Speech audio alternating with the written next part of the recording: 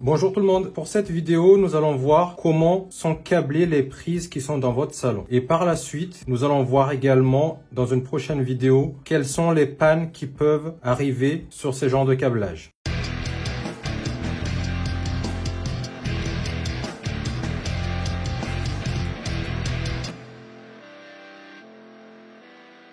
Aujourd'hui, nous allons voir comment sont câblées les prises dans votre salon. Ici, dans cette vidéo, la plupart des salons ou peut-être une chambre, les prises sont câblées de cette façon-là. C'est-à-dire que vous venez de votre tableau électrique, vous arrivez dans votre boîte de dérivation avec un circuit prise, fil vert-jaune pour la terre, fil rouge ou noir ou marron pour la phase et le fil bleu pour le neutre. De votre boîte de dérivation, vous partez avec le même fil pour aller sur une de vos prises. De cette prise là, on fait ce qu'on appelle un repiquage pour aller sur la deuxième prise. Et du deuxième prise, on va sur la troisième. Et le troisième, on va sur la quatrième prise. Ce qu'il faut savoir, c'est que pour ces genres de repiquage, il est essentiel de connaître la norme. Pour une section de fil de 1,5 mm², vous avez le droit d'alimenter jusqu'à maxi 8 prises. Pour une section de fil de 2,5 mm², vous avez le droit d'alimenter jusqu'à 12 socles de prises. Il y a bien entendu certains cas dans une cuisine, par exemple, ou les prises spécialisées où il faut bien connaître la norme.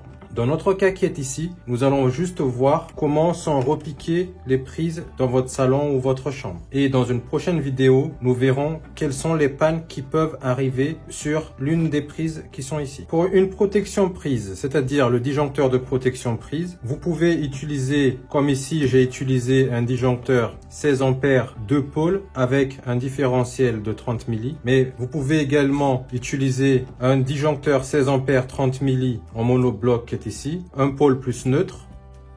Vous pouvez également utiliser un disjoncteur 16 ampères comme ici, un disjoncteur 1 pôle plus neutre, c'est ce qu'on appelle un disjoncteur divisionnaire. Par contre, si vous utilisez un disjoncteur divisionnaire 16 ampères 1 pôle plus neutre, il est important de l'associer avec un interrupteur différentiel 30 milli en tête de rangée. C'est-à-dire que de votre interrupteur, vous venez alimenter votre disjoncteur divisionnaire. Comme ici par exemple, les repiquages qu'on va essayer de faire ici, c'est très simple. De la prise qui est ici, c'est-à-dire la première prise qui est là, j'arrive avec ma phase ici, je sors de la phase pour aller sur ma deuxième prise. Pareil pour le vert jaune qui est la terre et pareil pour le neutre qui est le bleu qui est ici. Et de la deuxième prise, je fais exactement la même chose qui vient ici. Et de la troisième prise, pareil. On va essayer de câbler les prises qu'on a ici. Première chose que je vais faire, c'est que je vais dénuder mes fils.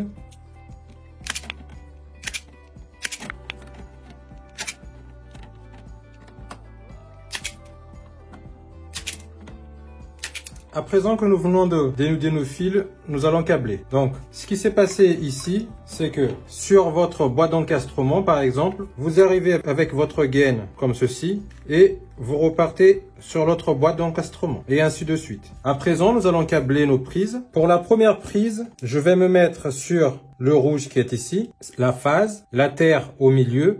J'enfonce bien mon fil et je retire pour voir si j'ai une bonne connexion. Et le neutre, qui est le fil bleu, je l'amène sur la connexion bleue qui est ici. Maintenant, je vais raccorder mes fils qui vont dans ma deuxième prise. La phase, le rouge, je le mets à côté de mon rouge qui est ici. La terre, le neutre.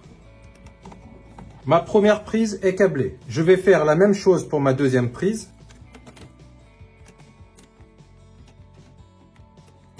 Ma troisième prise.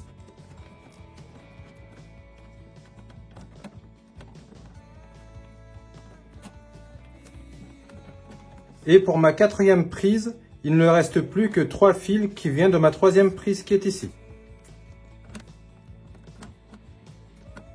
À présent, nous allons câbler notre boîte de dérivation, c'est-à-dire les fils qui viennent de notre disjoncteur dans le tableau électrique et les fils qui vont sur nos prises, c'est-à-dire la première prise qui est ici.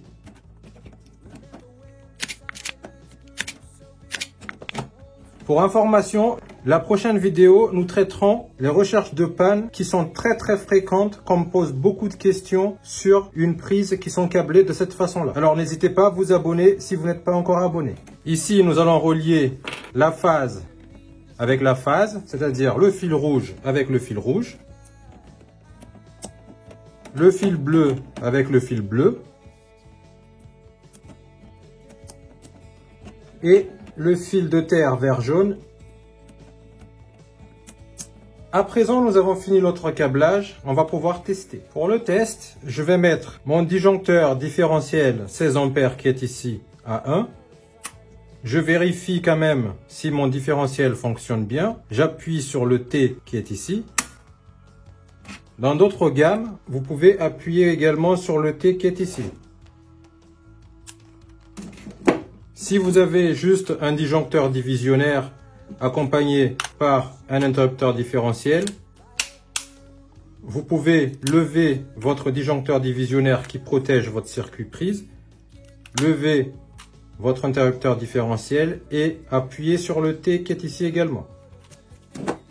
Pour le test, on va utiliser un multimètre. Je mets mon interrupteur différentiel à 1. Si je teste ma prise 1 qui est ici, je constate que j'ai du 238 volts.